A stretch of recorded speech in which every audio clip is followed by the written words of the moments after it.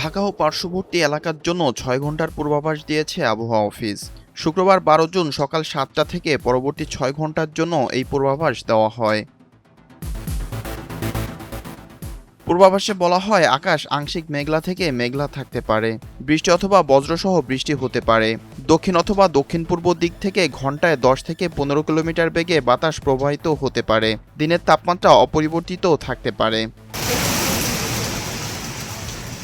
সকাল ৬টায় তাপমাত্রা রেকর্ড করা হয়েছে ২৬ ডিগ্রি সেলসিয়াস, বাতাসের আর্দ্রতা ৮৮%।